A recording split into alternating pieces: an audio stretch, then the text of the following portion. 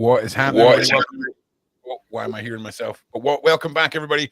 Welcome back to the Sean Atwood channel. I'm Ron Swanson. We're here with Awaken with Beverly Rhodes. Straight out the door, we have got Dani Henderson, Elena Danaan. I'm all over the place. I'm fanboying within the first 10 seconds. You can expect that this evening. But we're going to dive into the topics of the UFOs, the UAPs, whichever decade you're born in and what they'll be defined as to you. But before we get started, Beverly, how are you? Before we introduce our wonderful guest, how are you? And how excited are you about tonight? Oh, just very excited, extremely excited. We've got a great show planned, and we've got lots of fantastic topics. And I'm super pleased to have people with me here that share a similar past and a similar situation with our off-worlders. So it's really a good day. It is. And well, listen, before we even get any further, let's get introducing our guests. And Dani, it's great to have you back. And I just want to say thank you so much for joining us. And Elena, it's so good to have you here. So thank you. Can you, Elena, just introduce yourself to our community, introduce yourself and just touch on your story a little bit, and then we'll come back to you, Dani, because I'm already losing my mind. I've read the background on what I've been saying. We need to jump into it. I'm losing in my mind. So first of all, Elena, thank you so much for being here. Is it Elena or Elena? Elena or Elena? Elena. Okay, that's fine. Because I'm going to get it wrong for the rest of the night, because that's how my brain works, regardless of how many times you tell me. I'm just one of those people. So just for my community, right? Because I know what I've read. Just take us through your story a little bit, and if you could, because this is mind blowing. So take the floor and just let us know a little bit about you, if you can, Elena. Well, thank you. Well, I'm an archaeologist and researcher in ancient tradition and a lifelong physical contactee with ETs. This happened when I was a little child. I was abducted by grey aliens and rescued by benevolent extraterrestrials. These benevolent ETs are part of a structure that is called the Galactic Federation of Worlds, and they have been in contact physically with me all my life. When I say physically, it's about teleportation. They would teleport into my room, or they would teleport me on board their ships and show me wonderful things, and going for a ride through the stars and showing me how a ship works, and a lot of technologies and information. So that's been my life.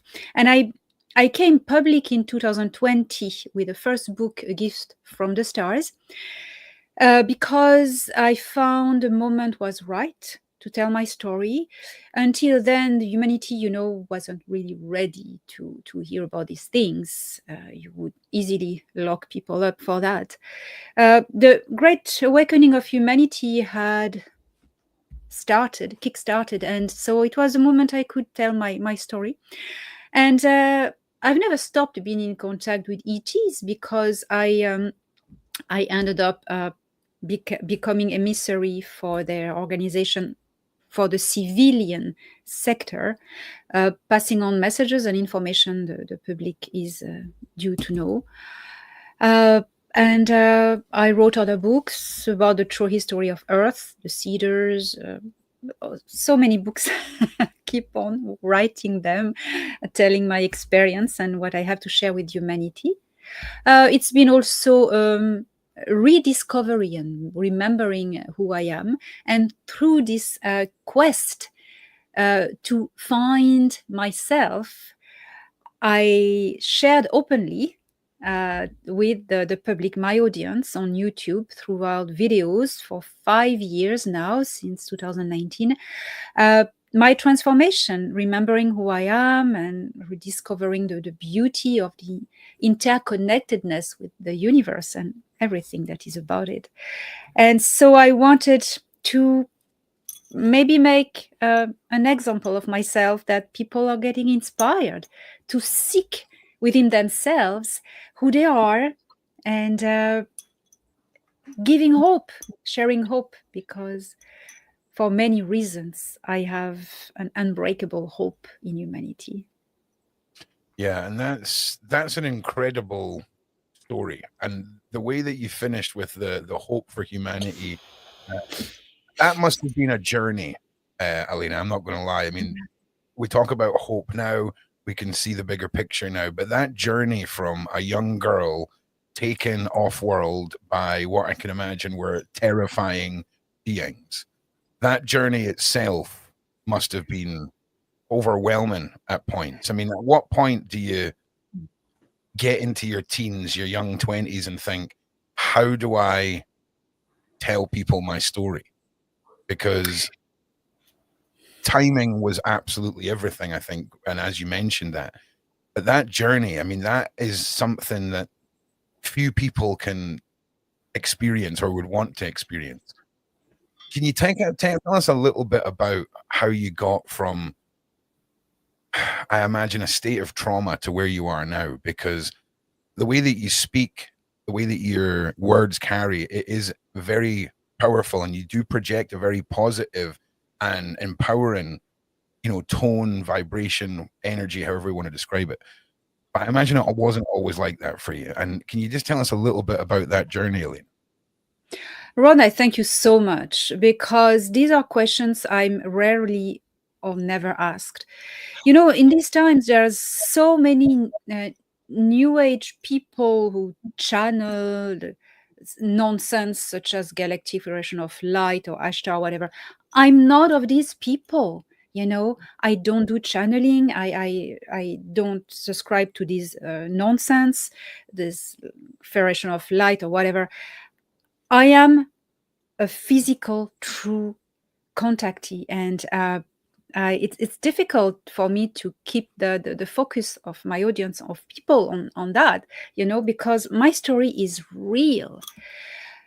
Being abducted by gray aliens, there are plenty of people to whom it happened, and they can also testify it's horrible, it's traumatizing, it's horrendous, and it marks you for life. You have PTSD all your life. You can do as much healing as you want. Something comes and you jump. That's it. And having contact then with positivities,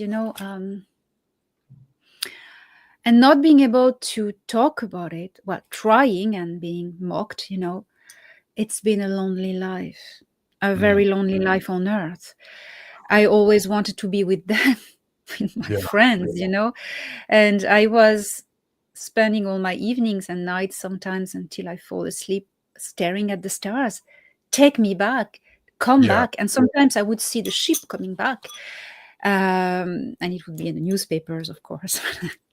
But it's been tough because it's lonely. Yeah, that's where I was going to sort of take you next, was that isolation throughout your life growing up, and that longing to go back to where you felt this comfort and safety. Now, the contrast between the Greys and the off-worlders who rescued you, who saved you. Can you describe the contrast between the two species and how different, I imagine, the experiences between those two races would have been? Well, the easiest is that I just go over my abduction and rescue in few sentences. Sure. The greys are scary looking. They smell bad. They don't have empathy, and the abduction is such a traumatic event in one's life, because you are taken by force. You are paralyzed. You're scared. You are cold.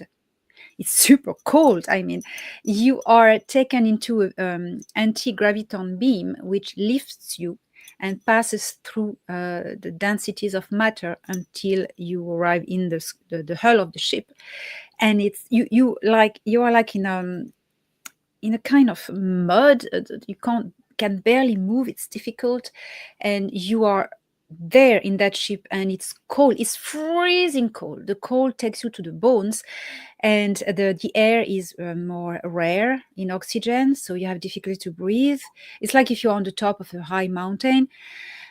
The same sensation in your lungs. It hurts, and then they are there. You're terrified, and you're a kid, and you see these creatures who take you with no empathy, strap you to a metallic table and start to do harm to your body, insert stuff. It hurts. It's the trauma, the fear is beyond. So that's it.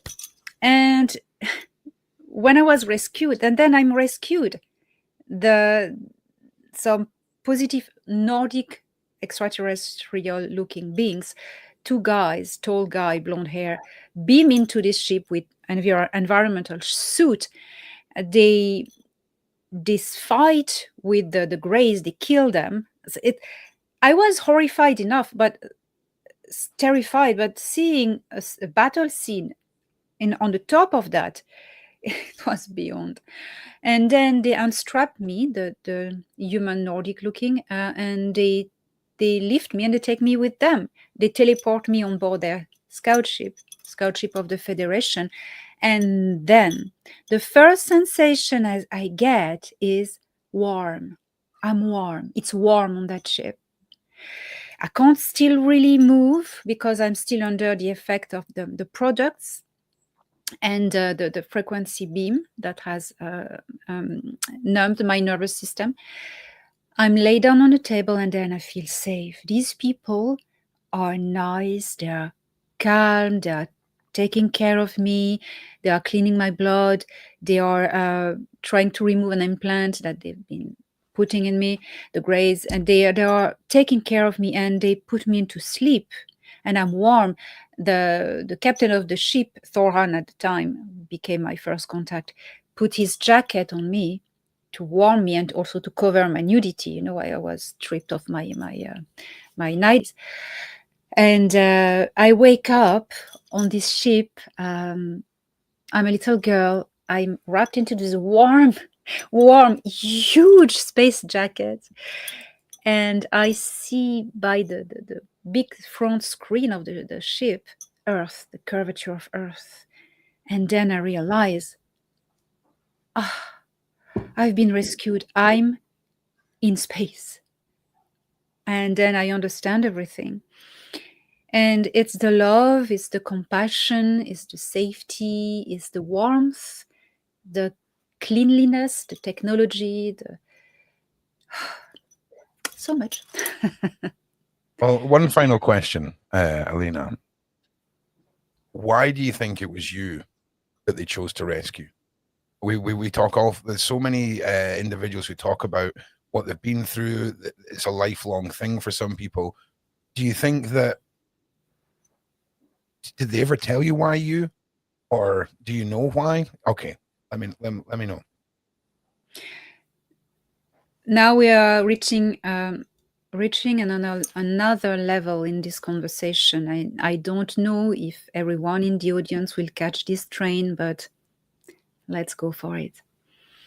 Before I incarnated into this avatar body, that is Elena Danaan, I decided for a mission to come and guide Earthlings and fulfill a role in disclosure on Earth. This decision was taken with people who were close to me, and among them was Thoran, the guy who rescued me in the ship. And he enrolled into the Federation to become a pilot and find me, and I incarnated. We knew that at one point he would have to intervene in my life. And then I was abducted, as millions of girls, kids are abducted, have been abducted every year, 1 million or more every year all over the planet since the 1950s. I was one of these millions, you know? And my rescue was planned because Thoran was looking for me. He was watching over me, so he rescued me straight away, you know? So, and my mission, was unveiled to me with time. So when we talk about an individual, okay, we need to look past what we would refer to as a lifetime as a human, right? We need to look at the entire lineage, the past lives, the DNA residual energy. It's the soul. I mean, let's be honest, we're talking about the soul, the spirit that carries forth and lives on. And it sounds to me like time frames and all these things are beyond normal humans' perception when it comes to these conversations. Because when we talk about a being getting ready to rescue you, was that from that precise moment in your incarnation of that life that he was preparing for? Is their interpretation of time the same as ours, if that makes sense? I don't mean to sound, not trying to make anything sound trivial, but was it effectively like, what was it, Thoron, did you say his name was? Thoran, yeah. Thoran, was it as accurate for him as effectively being able to have a big calendar and he's crossing out an X each day, counting down to the mission? Was it that sort of a connection with you in that event? He knew something would happen. He knew he would have to intervene, but he didn't know when this would happen. Okay. We are talking effectively about consciousness. You, me, and everyone, every single one who is listening this now at this moment, we are all eternal. Okay, as a consciousness, we are a fractal of a quantum source consciousness that is fractaling itself constantly in offshoots of itself to avatars, to elements that are able to have a welcome consciousness. And when we know this, when we are aware that we are just a fractal of this big core consciousness that is creator, we are creation, but we are also creator, we get to understand that separation is an illusion. We here in these avatars experience separation, individuality, okay? But when we are out of it, out of the cycles, we stop experiencing individuality and we know interconnectedness, we know oneness. There is the infinity of space. There is the eternity of time and the oneness of consciousness. This is how the universe is structured. Time is experienced differently regarding gravity. When you do not have gravity, time is a momentum that is eternal. It's one moment. It's called a time field. And when you are incarnated on a planet in an avatar, you experience gravity and you start to experience linear time. And linear time is something that is different regarding on which planet you are living, the length of days, the length of a year around the star, etc., the biological clocks of the avatars. That's all linear time. So when we are from another world, we are not incarnated in an avatar on Earth. we experience time differently regarding our time, linear time. So the time on Earth can seem to us shorter or longer. So that is a big short of this concept. Oh, I'm telling you now, you're coming back, and we're having just a whole nerd session.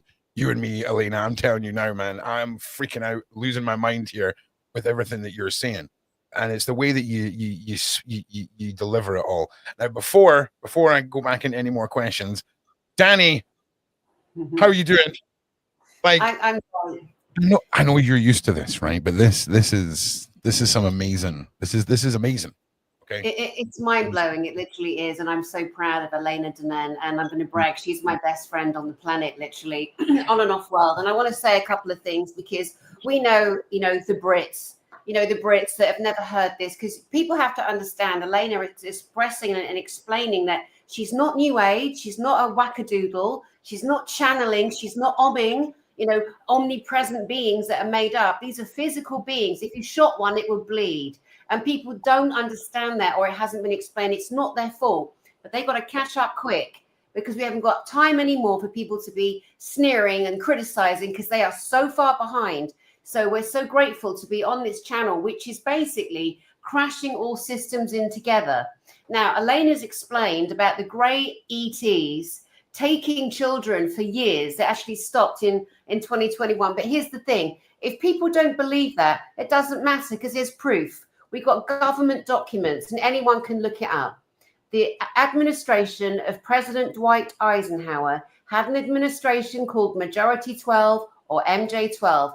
They made a deal with grey ETs to allow the ETs to take humans and take their genetic material, because the greys came along and they said, "Our planet's dying, help us. I know we stink of fart, but we'll only take a few people."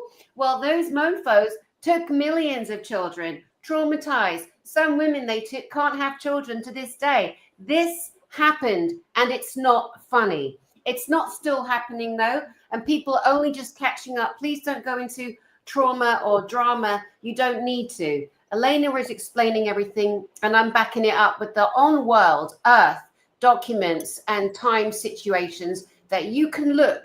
Is this real or not? Yes, it is. The governments across the world have been in and working with aliens for 7 decades now, easily. And it's all real and it's all true. It's so beautiful as well that Elena has written so many books explaining, expressing.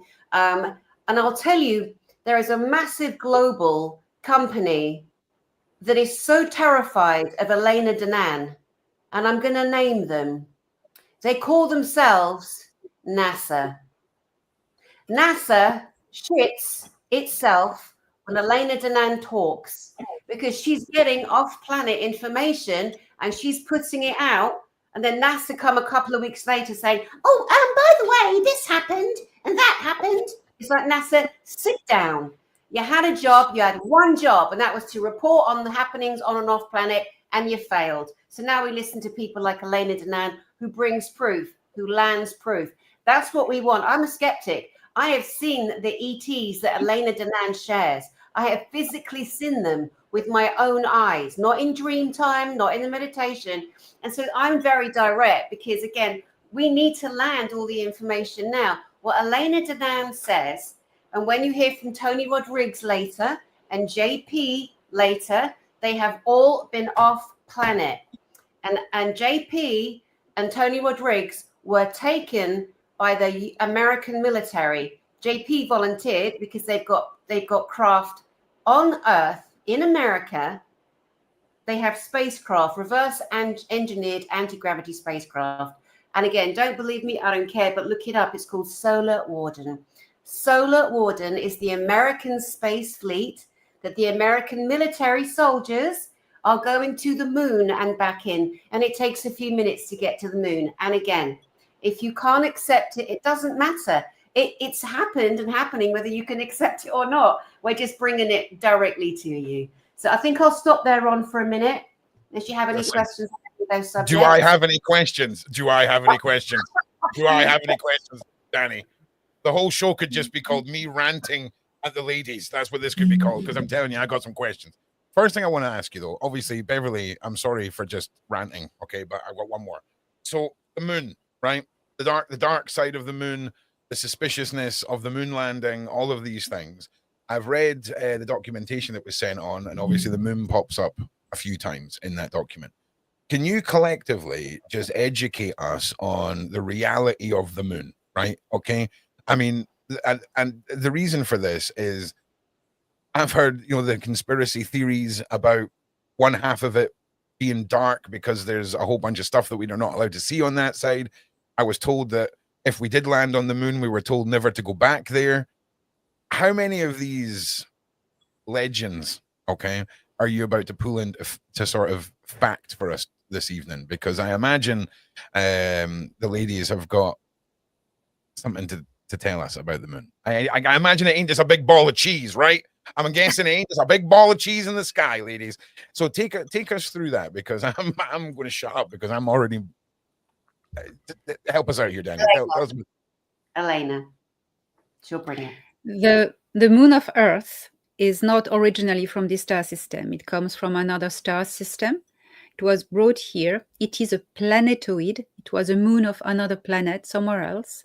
It is a real natural planetoid that was carved into the use of a spaceship, like a space station, a wandering space station. It was brought there, and the inside of this planetoid is completely hollowed with technologies. There are a lot of facilities, and there is a core engine, which is a core consciousness. It's like a big ball of plasma that is there, and that is an extraterrestrial consciousness. There are technologies that are so advanced that at one point technology merges with consciousness, and plasma can contain it. So this core consciousness is the soul of this planetoid ship craft that has been dormant until now, and that was actually recently interfaced with awakened in a way. Anyways, that's a long story, but the moon has been a base of operation and surveillance used by different ETs with different agendas, and recently the darker ETs, the Nebu Grays from Orion, which includes an alliance, included an alliance that included the Zeta Reticuli as well. These Orion Grays had taken over that moon and made this moon their base, and they were sharing it with the Dark Fleet. We can talk about it later. Tony is a specialist in the Dark Fleet. Mhm. There was a lot of things going on with the moon, but it has been liberated in February 2021 by the Earth Alliance, and it was a big battle in February 2021 opposing the forces of the coalition of the positive Earth military, such as the US Navy and the armed force of the Galactic Federation of Worlds, against the Dark Fleet, Fourth Reich Antarctica, the Sikaar Empire, and the Nebu. That was a big war, and once the moon was liberated, it was the start of the liberation of the star system. Okay, I got some more questions. I'm so sorry. Right, so when we talk about the moon being selected and brought here, right, the consciousness that's on board, are we talking about what we would describe AI? Is what is the kind of the description, right? We've got this consciousness. When we describe the consciousness of the moon, are we talking about somebody from the species who brought it here? Are they selected to be that conscious, or are we misinterpreting their almost like their data system, the system that runs the ships, the things that turns the lights on, all of that stuff? Are we misinterpreting that consciousness as that sort of internal system of a technology that we don't understand? Does that make sense? Am I making sense? Yes. So Okay. there's a fundamental difference between AI system powering a ship and a plasmic consciousness. These are Plasma completely consciousness. fundamentally different things.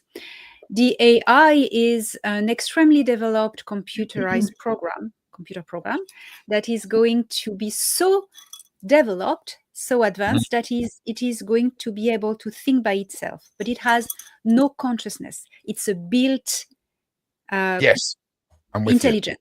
Okay, artificial intelligence. That's the right term, right? It is not a fractal of consciousness from creator.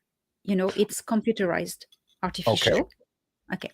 Now, there's a lot of ships in the Galactic Federation uses a lot of these systems to pilot their ships and power them. Now, we are talking about the moon, regarding the moon, about a more advanced technology that is totally different, that uses real organic beings, consciousnesses, real souls that are space beings, to integrate into a structure, a ship, and animate it. So that's the case of the Earth moon. What are these intelligences? They are also fractals from source, like we are, but they are plasmic beings. They do not live incarnated in avatar bodies, in physicality. They live usually into blobs of plasma that contain their consciousness. And they can be contained in they can be merged into technology if they want. So they invite the being, you cannot force them. A civilization that's going to be advanced enough to interact with them will ask them if they want to cooperate. And we have on Earth an extraordinary witness and of this type of consciousness. The name of the guy is David Adair.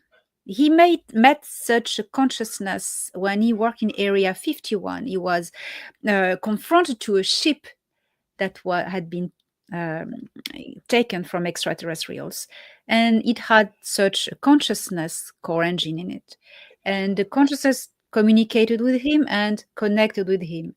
The name of the consciousness was Pitholem, and I advise everyone to check out David Adair. Now that's going on the moon. So it's not about artificial intelligence at all. It's real organic intelligence. Plasmic intelligence. So what you're describing there, tell me in the side chat, when I tell this back, if anyone can hear historical connections to our own lore, a willing individual giving over their, what is seen as their traditional life for their creator, right? And to be taken into a higher consciousness.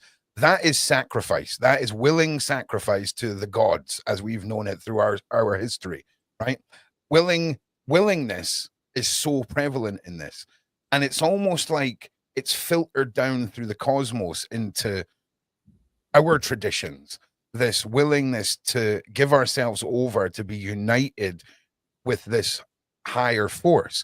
But this seems like the space version, right? Because when we talk about these plasma consciousness, right? Is that, and again, I'm sorry that you're even having to answer these questions. So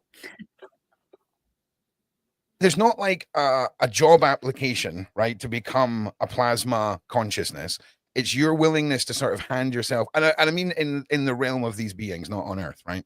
There's not, do you see what I mean? It's your willingness to give yourself over to become that consciousness that allows you to become that consciousness, or is there like a vetting process for the individuals that could hand over that consciousness? I don't know why I'm asking you this, or why I'm so fascinated by this, but the thought of this race out there that gives over their physical life to become this immortal key to this species' expansion is just incredible.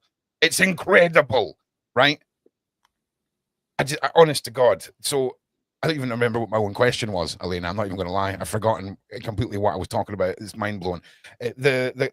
So yeah, is it like the sacrifice, and is it, if you hand yourself over, or is it a selection process, or is it a specific type of off-worlder And that's how I'm going to rephrase it. I'm going to stop talking now. It's not about a sacrifice. It's about an exaltation, an apotheosis of a free will decision. You have cycles in the evolution of consciousness. When you fractal first from source, you are a tiny offshoot, like a seed of consciousness. You're barely sentient that you exist. And you are going to choose a planetary matrix in which you are going to take seed and experience cycles of incarnation through different realms of existence, mineral, vegetal, microbial, biological, whatever is on that world, until your consciousness develops throughout these cycles of incarnation, physical incarnation, and reaches out to the maximum potential as an incarnated being that it can reach. Then you keep on undergoing your journey of the evolution of your consciousness to go back to source. But you bring back with you the experience, and it's source creator that enriches itself with the experience. When you have reached out the limit on that world, you can either decide to stay there, but usually you don't want to. You want to continue to evolve because it's fun. You can choose to incarnate on another world, as you can become a starseed if you want for different reasons. But you can also choose to incarnate into higher life forms that are not constricting your consciousness by physicality. And then you will incarnate in a race and species that are allowing more and more this freedom of expansion of consciousness. And then one day you do not require a physicality, a physical body to exist, to experience life. You are going to be able to choose to incarnate into a species such as these plasma blobs, who look like protozoa or transparent, luminescent, iridescent, octopus-like big giant things in space. They are, oh my gosh, they are so beautiful. The colors. Anyways. Oh, yeah. So that's how it works. It's the way it works. You upgrade. Okay. Oh, listen, thank you again, everyone, for being here. Can we just get some likes and some shares whilst Ron sort of combobulates his brain back to all of this, because it's just incredible. Now, I had a personal experience, Elena, and I'd like to get your take on this. And I'm sorry, I will shut up after this, I promise, right? So I was not a religious guy. I never had any path of spirituality other than all of the mad paranormal stuff that was going on around me up until that point. And my experience was in the woods with my dog, bushcrafting, not a lot of gear, massive big bonfire I'd built, huge big flames, thick bits of wood. If you've ever had bonfires, you'll know the difference between burning brush and burning big bits of wood. One burns fast, one burns slow. And I'm sitting staring into the fire. The fire's roaring, and a one-eyed man behind a tree sort of does this to sort of guide me towards him. As I've gone to get up, I've just hit the ground, the fire's burnt out, and that was me like, okay, this is real. And for me, that was Odin taking physical form and guiding me on his path. When we talk about the Nords and we talk about these off-worlders, there's even with the captain of your ship, very recognizable part of his name. Can you enlighten me about the Nords, about Odin, about any sort of off-world knowledge? Because it seems to me that the gods make the most sense when we put them in the planet seeding and the context of them being involved in our, I mean, it sounds stupid when I'm talking about gods and then I'm saying about our creation, but I mean, not in the way that we're taught, if that makes sense. Is there anything you can talk to me about with surrounding that because I would genuinely love to know more. You got to understand, my firstborn son is called Odin. My whole life has been guided by crows. I've got a lot of questions, right? But I'm going to, if I could just ask one, can you tell us anything that you know about Odin, the Nords, and the relevance of why it's been so maybe not so why it's been so prominent with myself, but just any of the knowledge that you have and that you're allowed to as well. Sorry. The notion of gods is a human perspective of phenomena they could not really explain the origin. A lot of different extraterrestrial cultures have visited these planets since that goes back to hundreds of millions of years, you know. The different groups of extraterrestrials were remembered by certain cultures. At one point on Earth, you had custodial wars between different groups. And in 20,000 BC, there was a big council, planetary council between all these races that said, okay, now we are going to stop this and get each one its territory, custodial territory, and you're going to rule on that. And that's it. And that was set and signed. So you have cultures in the world that remember a same set of gods, but regarding their different cultures, you know. Of course. You have always the same backstory. A father god that is not really wanting to get involved in the wars, and it's just there as supervisor. And then he has two sons, and the two sons are fighting. One is a thunder god. The other one is a creator god. This is all over the world. Enlil and Enki. Thor means commander. It is an extraterrestrial word that is quite a recent word. It's a word that is from the Tamil language. That's the language spoken in the Pleiades. And the Pleiades are at the origin of the creation of the Galactic Federation of Worlds. So the Tami is something that's been really widespread as a diplomatic language. So Thor means commander. Okay, so general of armies. That was the task that this ET had.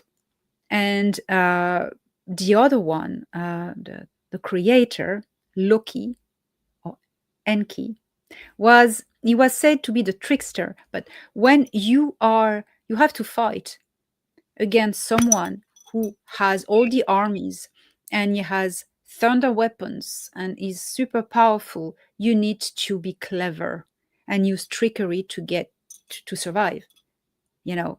So that's a bit what the Norse god are about. A distant reminder of these ancient alien, you know, the Anunnaki.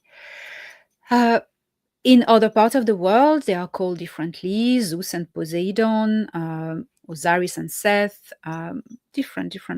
Everywhere around the world you find that, because it's been a horrendous war. Now the Norse gods have evolved into something cultural.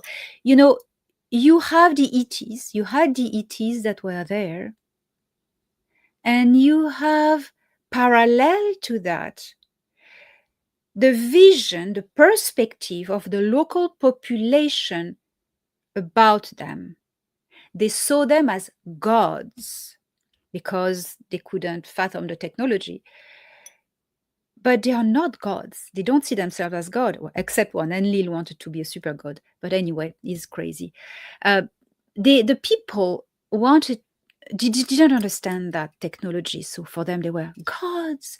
And then they made what they made of their image, their memory, their personality, the memory of them. It's something that is an egregore, something that people have created that is not linked to them. You know? You know what I mean? the I know notion of God exactly is what you in the mind of people. It's yeah. cultural. It's you say things in a way I wish I could say them, right? Because that is, you know, not to sound like an idiot, but that's kind of what I thought. If you know what I mean, like you're confirming exactly what I was thinking. It is this. It's our primitive minds that have put these holy positions on these off-world beings. Oh man, I'm so here for this in so many ways. Right, ladies, I'm going to be quiet. I'm going to do my best now. Beverly, okay. We had a whole title for this show, and Ron's just took in the first 45 minutes and just fanboyed out. Dani, I'm so sorry. Just leaving you hanging down there. I'm sure you understand. I'm sure you both understand where I'm coming from right now. So I'm going to add in a couple of pieces to what our lovely Elena has said about certain things, particularly about, you know, being able to share your story when you did. Because unfortunately, I shared my story a little bit too early in 1999. And that, yeah, exactly. My book came out in 1999. And in there, I shared the story of my meeting with Daan and the fact that I got lost out of my house here in the UK and went up the hill and disappeared at the top of the hill, being taken for 3 days. And it sort of ensued in a massive hunt where people were trying to find me. And I was found in a locomotive in the engine section of a train that was on a track that is a disused area in the area that I come from. And I wrote about this and I published it in 1999. And in that year, the book did quite well, but people were very, very skeptical and very reticent about looking at the story, understanding the story. You know, what has happened to Daan? Why hasn't he come back? Did anyone see the craft? Loads of questions, but then it basically went very quiet and nothing else was said. So I absolutely agree with the fact that you decided to wait until later, which was probably the best thing to do, because I think then your first book was, you know, with all the stars and Thohan and all these amazing things that you have experienced, that was far better to do that, because you were right. Humanity was ready for it then, which unfortunately in 1999, they definitely weren't. So that was the first thing. The second thing was about the moon as a planetoid, and certainly some of the different races and the times when I've been with Daan and we've seen various stars, including the moon too. I agree that there is a lot of difference and there's a lot of plasma aspects within, but also that there was some other individual races that had decided to take over. I know when I saw it, there was those that were transferring through. They were quite happy to see each other, but it was very much a standoff type of event. And although we were just transiting, a lot of these other types of craft were there. And I think that change and the change in the energies was certainly part of the reason why I think when there was that visitation, it was quite difficult for humans at that time, because the energies were a little bit too high for them in the high frequency. So I think, I'm really very much happy that you managed to share your book when you did, because it's all about timing. Also, yes. I forgot to mention one thing. The moon is basically the Death Star, is what you're saying, right? I mean, that's where we're at. I'm just throwing some of my stupid nerd stuff in here. But when we're talking about the moon, I'm getting Death Star from Star Wars vibes. I'm not saying it's as lethal as that, but I'm just saying big moon-shaped spaceship with a higher consciousness. All right, we're getting real. All right. So Elena and Dani, right? Obviously, you have a very unique relationship with the off-worlders and their ships and events. Tell us a little bit about, obviously, Dani, you blew our minds with the footage of the ships in the sky, all of this stuff. And I've been rinsing that clip ever since you showed me, like almost twice a week. I'm like, just reminding everyone, this is a thing that happened. Okay. Because people look at it and they're so dumbfounded, I think, or flabbergasted, right? It's one of those words that we rarely use, because people are blown away by what they're seeing, especially when you play it with the sound on, and what you're hearing is a 4-figure count of witnesses, right, who are all cheering along with this, right? Yeah. And can we just let's talk a little bit about that before we go on to, because obviously we need to ask you about New Jersey at some point. Don't know if you know, but there's been some interesting things happening there over the last week or so. And the community, if I don't ask you, the community will hunt me down. So we will get to that. But just, can we talk about the process? Can we talk about that? Can we talk about, oh God, I'm too stupid to know the words that make me sound not stupid. How do we dive and do this? Yeah, thank you. So let's talk about the space fleet that I shared the last time I came on this channel with you guys. And we had given the public a year's notice, and that we is Elena Danaan and I. Another reason why I'm so happy. Elena Danaan organized for this space fleet.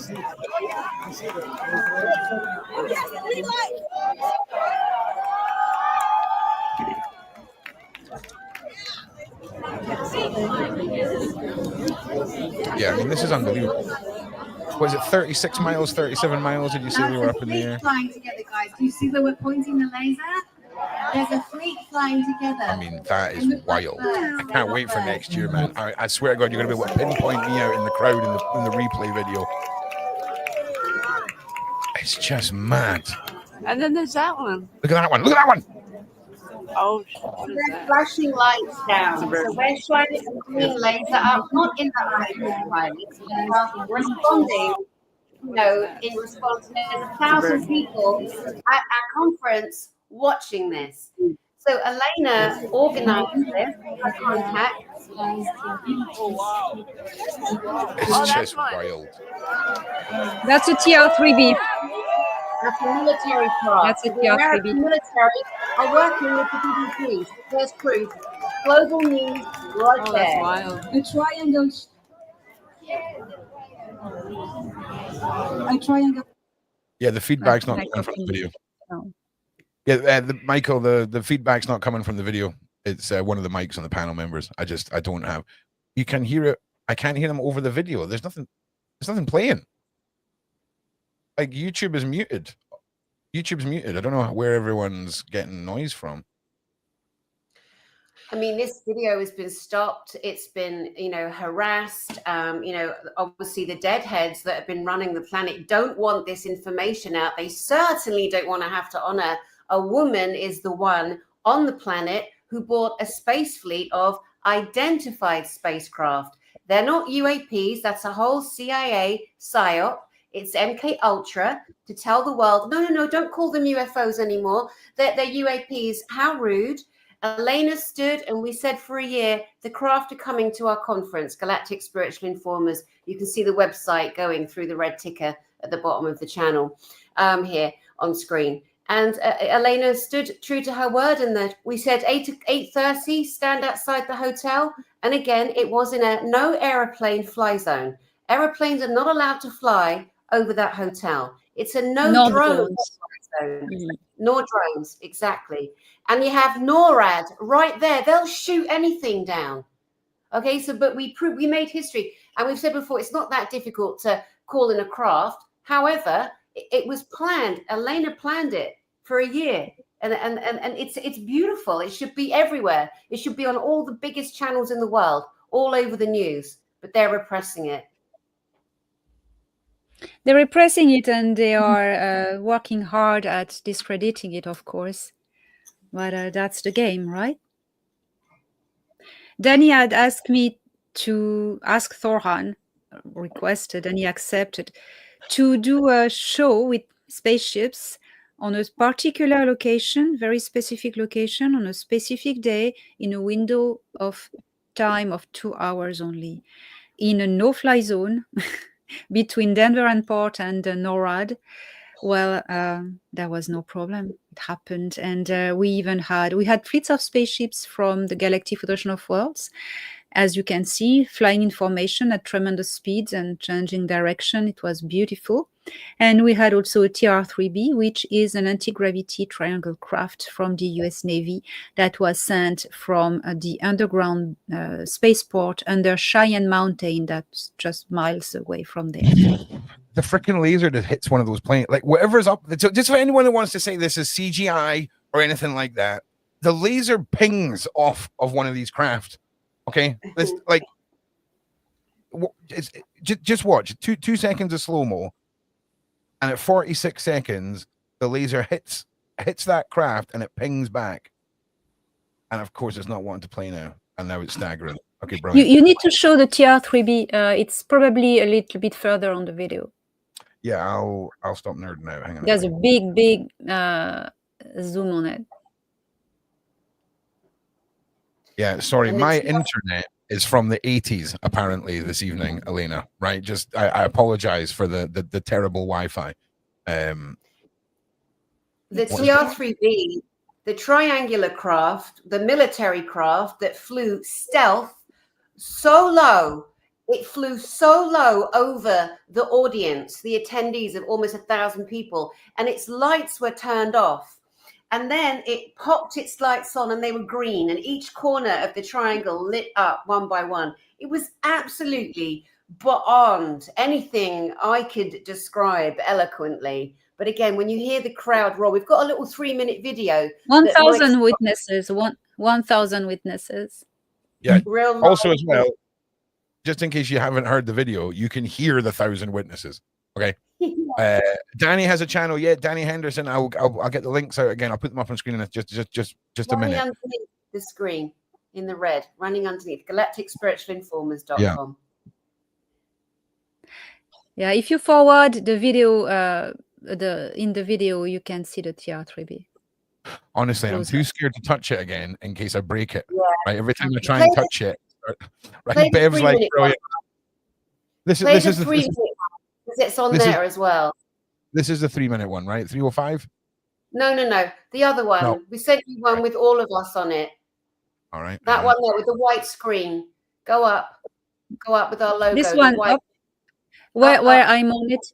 Yeah. There. The video.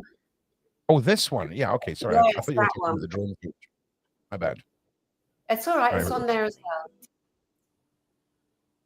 Did you know there's a shadow military globally? Did you know that there is a secret space program in the military industrial complex on your planet? Galactic Spiritual Informers Connection, or GISIC, brings together the greatest whistleblowers in disclosure on the entire planet to give humanity the truth.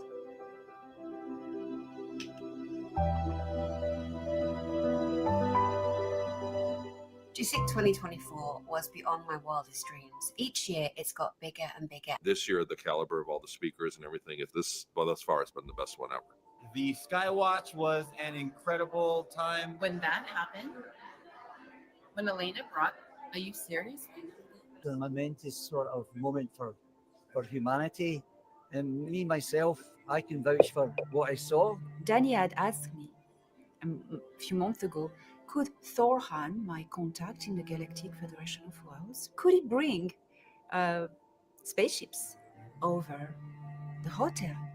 And at the precise moment, precise location, we had a show of extraterrestrial scout ships flying in formation. There were 1,000 people, 1,000 witnesses, ships scattering, forming back.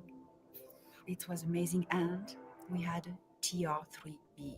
And that meant that the Earth Alliance was cooperating, coordinating with the Galactic Federation. When these craft came, they were moving at very high speeds with no sound, no trails. And then the roar of the crowd, the emotions, the craft came down, and you could feel everyone there just raising their hearts, and they couldn't believe it.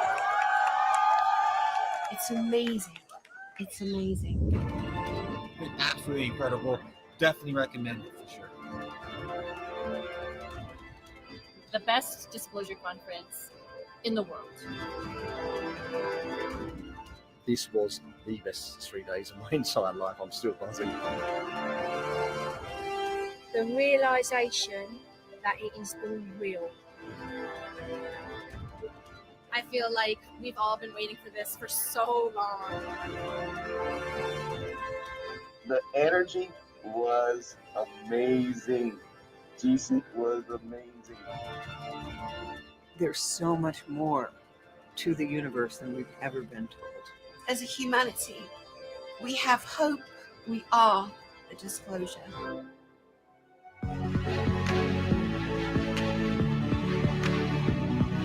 Woo! Hell yes, Dani! Let's go, baby! Let's go! Woo! Hell yeah! Hell yeah! God damn! That is the realness. We started putting this together and we thought, oh my God. God damn, I am so just privileged and honored to just be part of my own show and my own panel right now. I'm telling you! That's the realness. Oh, what you said? Oh, we're just nipping outside and our mate's gonna dial up some freaking ships. Nay bother. Exactly. Listen, get over to Dani's website. Get over to Dani's website. Exactly. I bring in all my mates on this channel. Now JP and Tony are coming on too. It's so great. And Beverly's here. Beverly's sharing her time with us. It's so amazing, Beverly. All right. Sorry about that. I'm just saying, right? Like that was an incredible promo. You sucked me in with all of that. And I'm telling you, the next year we'll be there. We will be there for sure. We are definitely there. I've already got our hotel room. We're booked. We're going. Nice. May 10th in England, May 10th for another spacecraft flyover, an identified spacecraft flyover, not UFOs, not UAPs, not bloody fake drones. Have a go, drones. Oh, look at me, I'm a drone. I was made by the deep state. I'm a bit wonky. Oh, look at that, it's a mechanical part. The drones, the real drones, are the most beautiful, sleek. There's no errors. They're geometrically perfect. You know, the ones we're seeing is like, let me put my lights on. It's embarrassing. I'm going to warn you now. I might implode like a dying star with excitement next year. I may create a wormhole in our own time and space just through sheer overexcitement, because you see the videos, you talk to Dani, and you're like, all right, okay, this is real. I'm seeing it, right? And then when you start meeting people like Elena, right, and you realize there's something more to this lady than just being a lady, you know what I'm saying?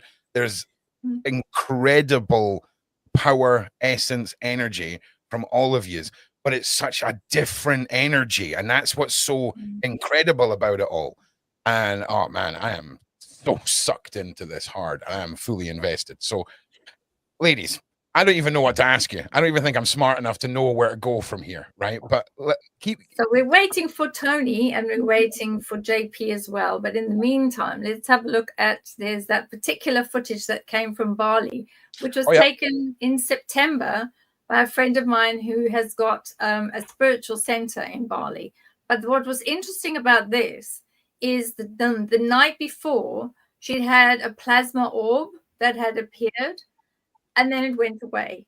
And then she said, if that is any of the off-worlders, any of the star people, can you please let us know by the next day? And the next day, during the daytime, she then sent me this footage and said, you won't believe it, but this is what arrived in the sky above us. I'm not going to give it to anyone else. Share it on your channel, the Awaken with Beverly Rhodes. Nobody else has seen this. This is footage that hasn't appeared anywhere on YouTube or anywhere on the internet, and it's the first time that we're seeing it here.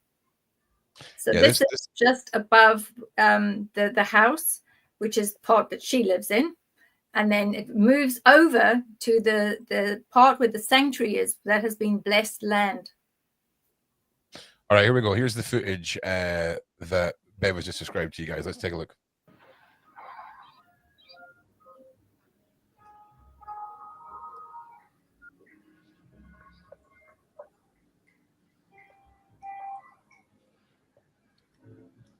Awesome.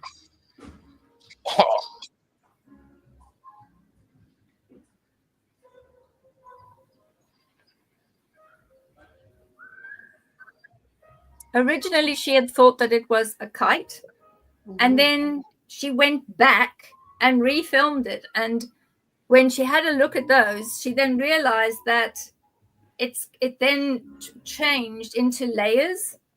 And I did a double take, and I thought, hang on, why is it turning into double layers? Because I can't see what is that all about.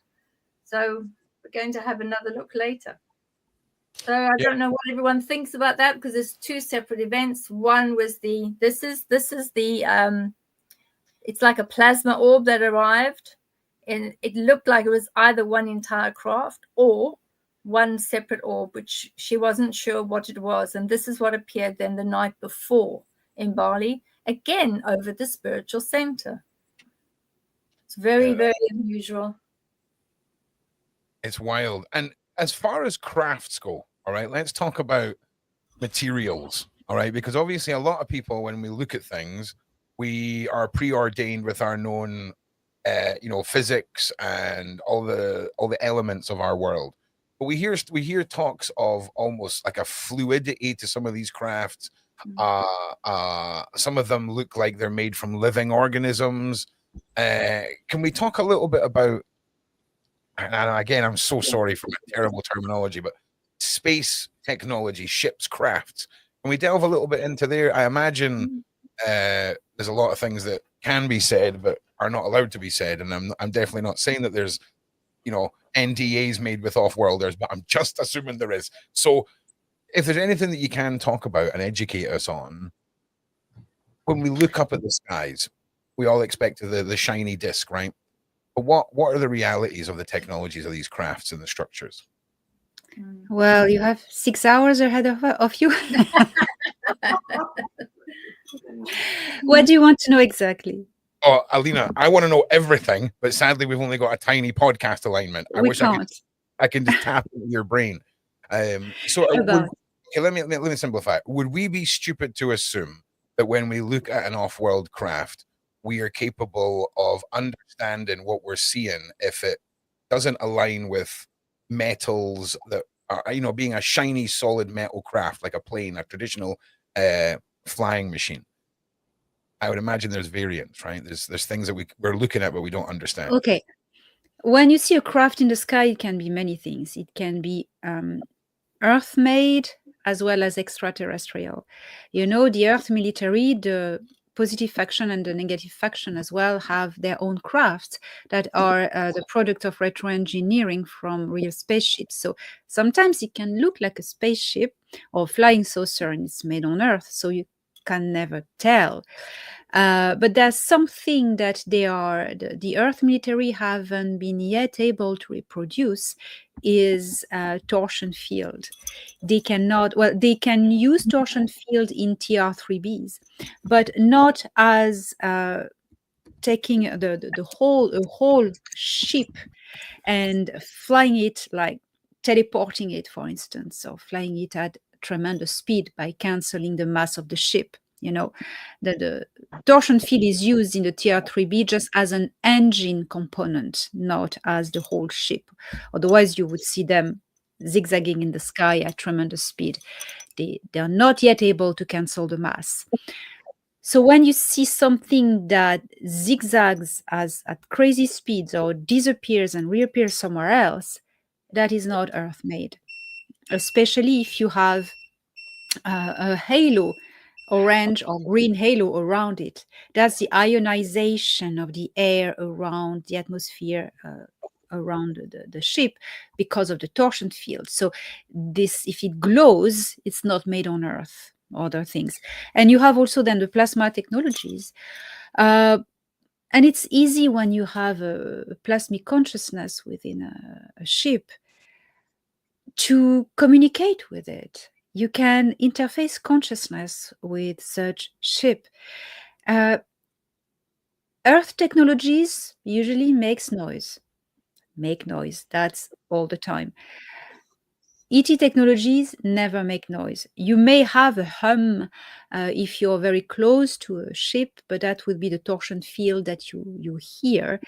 And when you hear it, don't go close, or otherwise you can die burned. It just rips apart your particles. Don't go near. But when there's an ET ship, sometimes you can sense this connectivity with the consciousness of either the core consciousness of the ship, if it's a plasmic consciousness, or either the inhabitant of the ship. If your own personal consciousness has once lived among them in a previous life, that is possible. You kept the frequency signature and you're able to interface. That many people have had this experience, and it's mind-blowing, life-changing.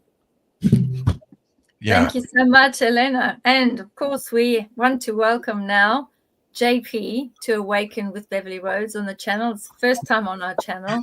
Thank you very much for joining us. It's a pleasure to be here. Gratitude. Yes, but Yeah, much thanks to you, that's for sure. Thank you so much for joining us. We're really very pleased to have you here. Yeah, JP, thank you so much. Just for our community, I always like to do this. Can you just introduce yourself, give us your background, and just imagine that, you know, no one's ever heard of your legend, your legacy, shall we say. Take us through your story, brother, if you can.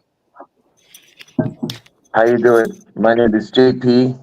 I'm a proud ex-military personnel, and I'm bringing some information out that is already out there, but there's going to be more out there when people like me that are in the military come out all at once. So imagine how big that would be when more military, not only from the United States, but all around the world, come out with their experiences, and as one with other people that has been going through experiences, talking one voice, one love, one frequency, to bring the truth and the love that this world needs, and the technology, the golden age.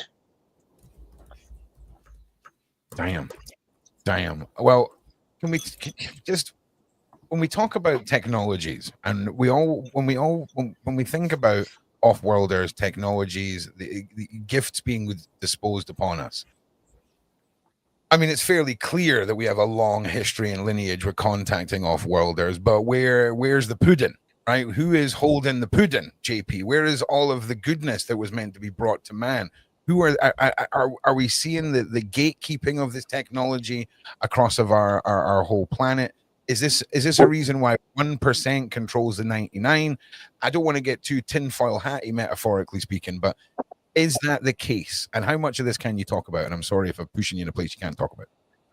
Well, yeah, the history is there. Look what happened in World War II when we dropped the atomic bomb in Japan. You know, a technology that is meant to bring free energy is used for massive destruction, but we did it to stop a major war. You know, and that goes the same way goes with other different technologies. You know, there's technology that can manipulate time. There's technology that is faster than the speed of light. There's technology that can heal you, but if it's in the wrong hands, that's the problem. If it's in the wrong hands, it's a no-go. So that's the problem. We're going, there's bad actors out there, you know, and the light is winning. That's what's happening. The light is winning, and they're that negative faction. They want to start something that never started before, and it's a cycle, you know, because these beings, they've been communicating with us for thousands of years, and you know, throughout history, there's people that have been coming out, but now because all governments, community, and more people, and we have these beautiful devices that are cell phones start catching these beautiful orbs, and it went to UFO and went to UAP. Now they're calling it drones, and they're mixing the orbs with the drone, and it's a crap show right now. But sooner or later, the light will win, and the truth will all come out, and the technology will be appropriate in different time zones of this dimension that we're living in.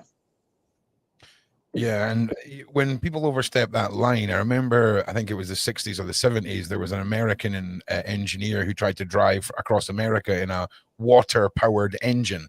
And I believe he was the original man who then subsequently died of food poisoning.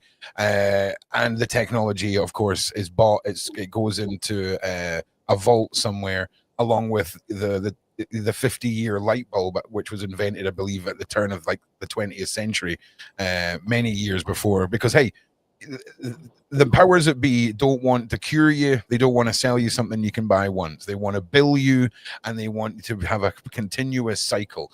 And when we talk about free energy, well, wouldn't that just be a damnation to this planet for those who are cashing in on the meter system?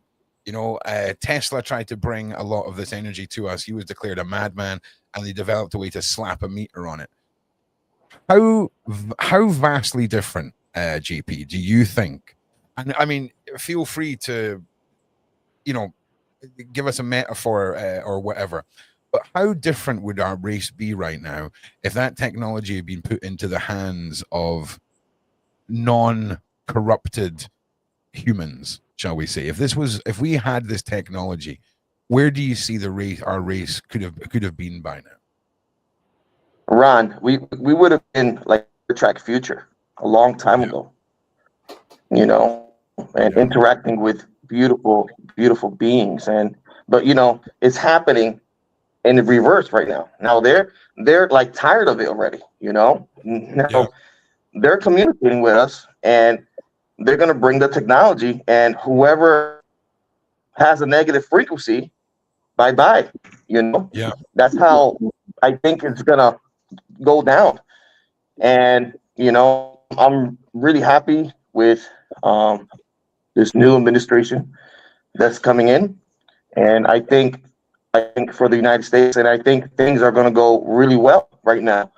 But you know, it takes a long time for a tree to grow, you know, and for it to give its fruits. So we have to be aware of that, you know. And meaning fruits, I'm talking about technology and free energy and being in unity, being in one mind, one love frequency, you know.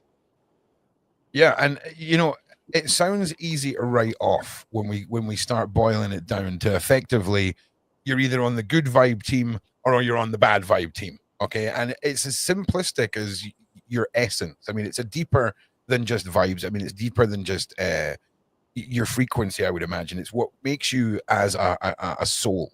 Okay, and I've done a lot of work talking to horrific caged monsters in prisons that have done terrible things, and they all come across to me as humans that have no capability of love and empathy, and the power of and the strength that it can bring. When we talk about the mystical forces of the world, and we look at lost technologies and lost civilizations, from a military point of view, have you seen governments try and cover up lost technologies that have been dug up, civilizations that maybe used frequency to build big pointy buildings in the desert, shall we say? Have you witnessed, or do you know of the government's intentionally covering up us stumbling upon this stuff ourselves? I can't talk much of that because of national security, but as my experience goes, there's negative people that don't want this information to come out, and there's the white hats that do want this information to come out and want all this, you know, stuff to be beneficial for humanity. So, but that's all I can say now, Ron. Okay, I'm with you. We're just going to go with a standard blink twice for yes, blink once for no, and I'll get the truth from you, and we're all good there, JP, right? But no, I hear what you're saying. Right now, ladies, I'm going to try and limit the fanboying out. Yeah, Dani, I'll hand it over to you, please. Yeah, hi there. Thanks so much. So I want to let people know watching that may never have witnessed or heard or seen darling JP before. He's wearing a helmet because, like Elena Danaan and I and others that we're bringing forward, he's had death threats and he works in intelligence. So he has to protect himself, okay, because there are silly people out there that do want to do silly things. And yeah, JP has signed NDAs in his military form position, but I haven't, and neither's Elena. So we don't have an issue. I'm not gonna lie, it looks badass. It looks badass too, JP. Like, you definitely badass points for the helmet. You could have went many ways with this, but badass helmet was definitely the on brand. Exactly. He came out for the first time ever on any platform, any stage at our conference last year. No, this year. We're still in 2020. So a couple of months ago, JP finally came out and said he's been talking to Dr. Michael Sala since 2008. He's been proving his connection to the Nordics, to craft, since 2008. He is remarkable, and he brings a receipts, same as Elena Danaan. Just saying, and he's my mate. Wonderful, wonderful. I was going to say to JP, what was very interesting is when you had your discussion about the ant people. And before that, I'd actually had an ant person arrive and appear and asked me to go with him to the underground area. And he'd actually said that the king was in a different area, but he'd actually said that there were people that were coming from the military that's above, you know, where the stairs are that go up into the forest area. And he'd said that there were people that had come in military uniforms and they'd come to be with them and see them and talk to them. And I said, well, what are they like? What did they look like? And then he actually went ahead and he described you and your team. And I thought, oh, that's very interesting. I'm going to remember that. And then continued walking past where all the little lights are, which are these odd crystal things, and never thought anything more about it until I realized that the person that they were talking to me about was actually you and your team. So I'm pleased to finally meet you after having a discussion with the ant people. So it's really, really good to see you. Roger. Yeah, I'm so underqualified for my job here, right? It's all becoming very clear now, right? I'm learning. I just want to say to everyone on my panel and our guests, it's coming up to Christmas. I've got a baby due in about 5 minutes, and come January, the Awaken with Beverly Rhodes, this whole concept, this whole awakening. Again, I'm going to learn the words as well. I'm going to be putting all of my attention and focus on this for the foreseeable future. The community is losing its mind over this. And you guys are used to this. You guys are used to bringing this knowledge to people. And, you know, I imagine are a little bit desensitized to just like how mind-blowing it all is. And it's so validating for me. And I know thousands of other people that watch this, because we've all had that feeling, right? We all have that, especially if you've got little whispers of gifts or you've activated a little bit of DNA here or whatever your situation is. We're all being drawn together and we're on this journey. And I said to Beverly the other day that when we look at residual DNA and memories and residual DNA and reincarnation, is it possible that it takes 1,000 human lifetimes to gain the knowledge needed to tackle the evil we're facing? And that is why modern faith wants you to not reincarnate. They want you to go to your afterlife and live your afterlife to create a dumbness, almost a dulled down in the DNA residual energies and powers. And when we talk about the grays, when we were talking about that and they were talking about pulling stuff out our DNA, are they stealing the DNA?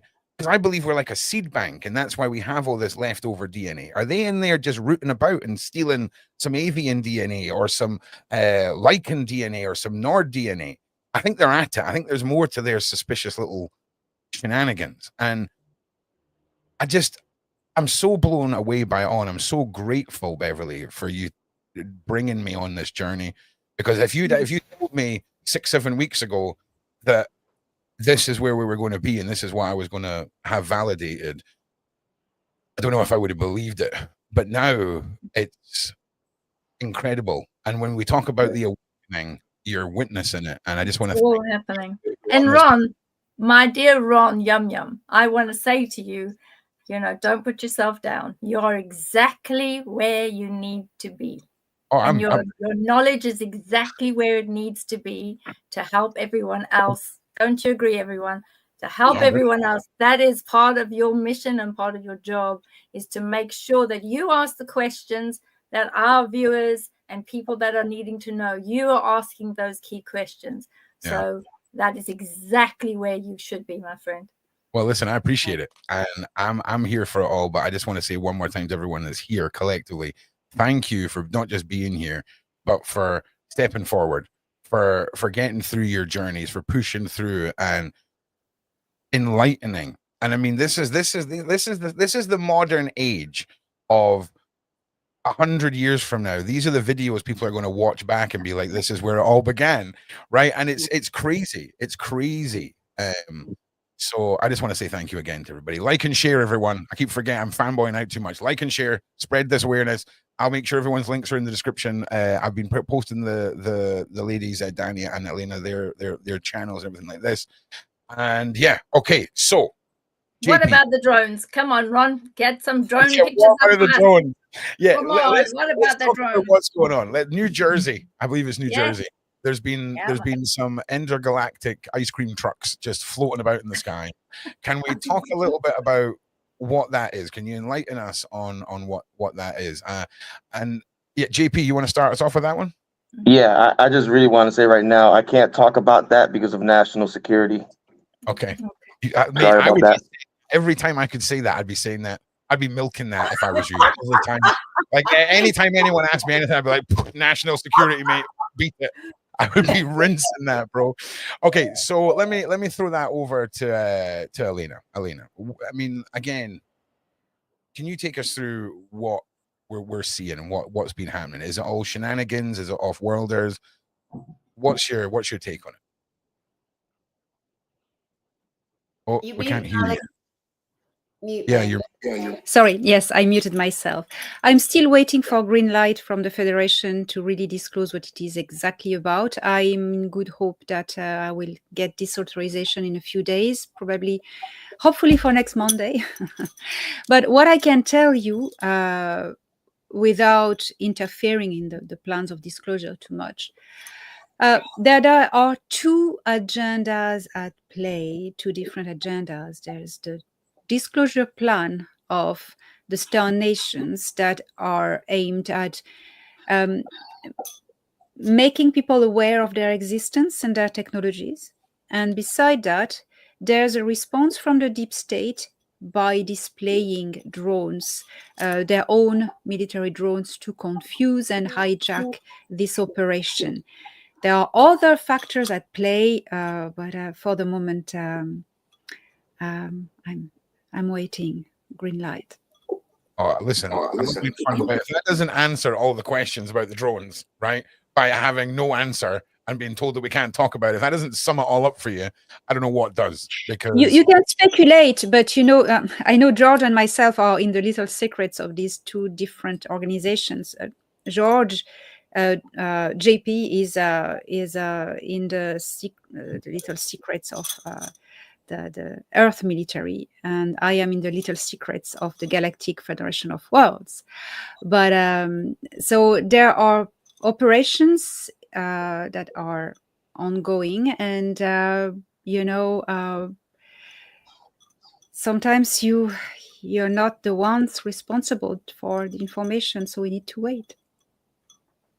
I know I can say this. There's a mixture of, you know, orbs and man-made drones, and this is happening worldwide, and it's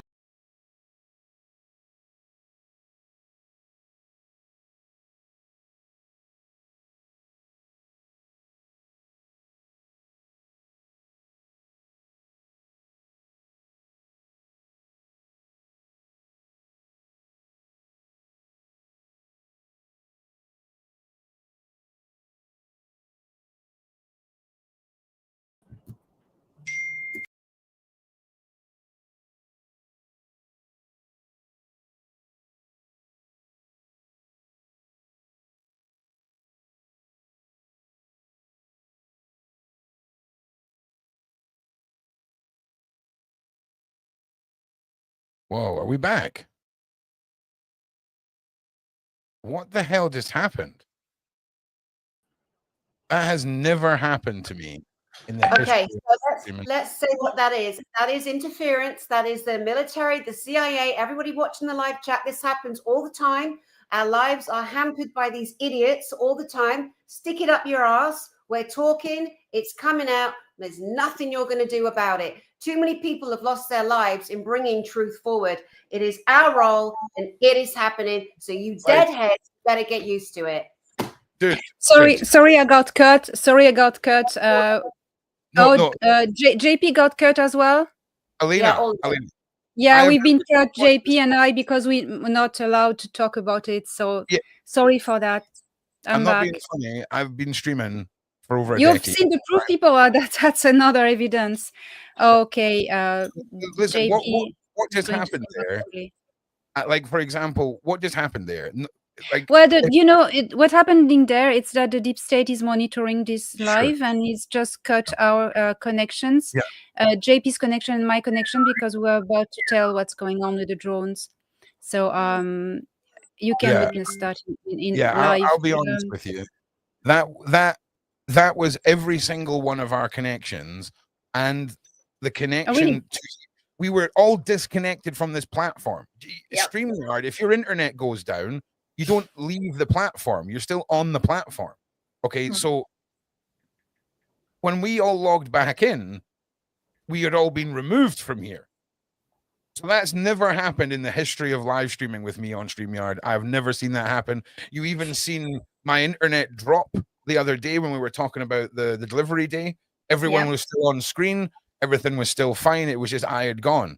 So, oh man, I mean, I'm just saying. What else is great, Ron? You know what else is really great? JP's trying to come back in, but what's really great is this channel in particular has found itself to be literally bringing all the systems together, something I scream about every day. Military, governance, ETs, aliens, repressed technology, medicine, education, music industry. It's all one beast system.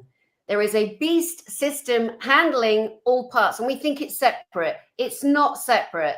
Everything is managed by the same people at the top, and they're being kneecapped and taken out, and their systems are falling. They're failing. They're doing their best to start World War III, get Trump into war, throw ridiculous drones up, but humanity has woken, and humanity is like, hang on a second, what's going on? We're pushing back. We're asking questions. The light is rising in everyone. That's literally happening. And we get to tell the truth, and we are, and we have, and we will. We get to. It's our turn. We're not scared anymore. We no need to be scared.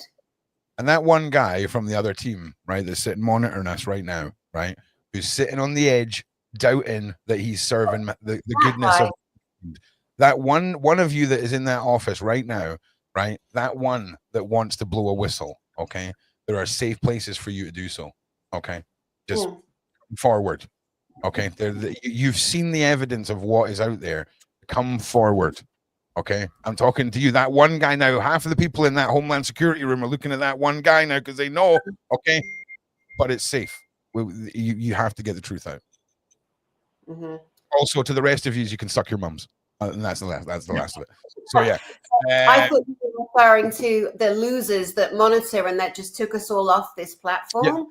I suppose doing the loser sign, but, there are more people coming forward, and we need more military personnel to come forward and know that, it's time. It's time for everybody. So I guess Tony's trying to get in, but he can't. He's trying. Also, can we just talk about how Elena came back on and was like, oh, guys, don't worry about it. It was just the government just shutting everything down. I apologize about that. It's just... I apologize. No, I just changed modem and it worked because they're going to hack this one in a minute. But the government is in. What I just can say without disclosing the plan of my colleagues upstairs is that once Trump is in January, all this little game and ballet of drones from the deep state is going to get really, really knocked down, and the truth is going to come out. They're going to be exposed. So that's why they are doing in their pants now and trying to stop us. But that's really, that's enough now. They've got to go. So, but wait, that JP and myself have green light from the organizations we're working with, and that's pretty much done. It's going to be interesting because I know you're both working with various organizations, but also there's another organization that's on the outside that Da'a works with. So it'll be very interesting to see, what Da'a has been saying and how he and his crew have been looking at things, and how all of them together, they all seem to be saying exactly the same thing. And it all does revolve around the inauguration and the changes that are going to happen. And it's going to be absolutely lovely to see it and sit back and know, I knew this was coming, because I'm sure we'll all be able to sit back and say, yep, we knew this was coming and this is how it's going to be going forward. So can't wait. Did you guys hear what I was saying, or? Huh? Did you guys hear the last thing I said, or no? No, I don't think we No, did, mate. no, we just all got caught up out off the platform. And yeah, I had to move to a different location because I was outside and it's easy for my connection. I'll be honest, JP, in almost a decade of live streaming, I've never seen a full disconnection. It wasn't like, if your internet goes down, JP, you will stay on the live and you'll just be a little rotating circle like this, and then you may drop out into the place that you were before you were on the live stream. That's what happens when you disconnect from this platform. When I came back on, we'd all been physically removed from the platform. The banner had been turned off. Everything was just gone. Madness, that's right.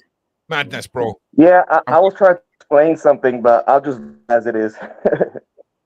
No, go back to it, JP. No, absolutely, mate. Go back to it. 100%. The floor is yours. Please say whatever you want to get out to the people, brother. Please.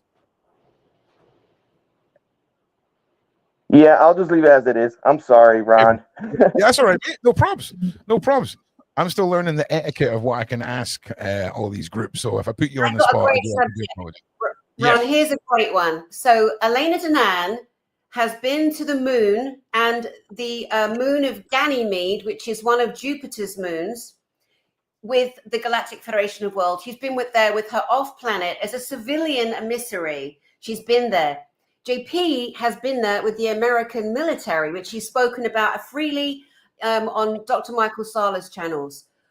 Ask them, because some people say, oh, I'm remote viewing this and I'm in my meditation, I'm visiting here and I'm astrally traveling and etc., etc. But these two physically with their physical bodies, ask them how their physical bodies have been affected, both of them, because once we leave the planet Earth, the frequencies, the Schumann resonance, when you're away from the resonance, the heartbeat of the Earth, you can no longer frequency with it. Over to you guys. It's a fascinating subject and a reality. Thank you, Dani. Thank you. You're so welcome. What I can speak for myself. It's very constraining to go to space. I'm not like JP, retrained muscular guy. I'm just I have a body of a normal casual woman. But so I go there. If I was to go there in the ships from Earth military where JP goes, I couldn't, because I would need a physical training for that. I am going with extraterrestrial spaceships.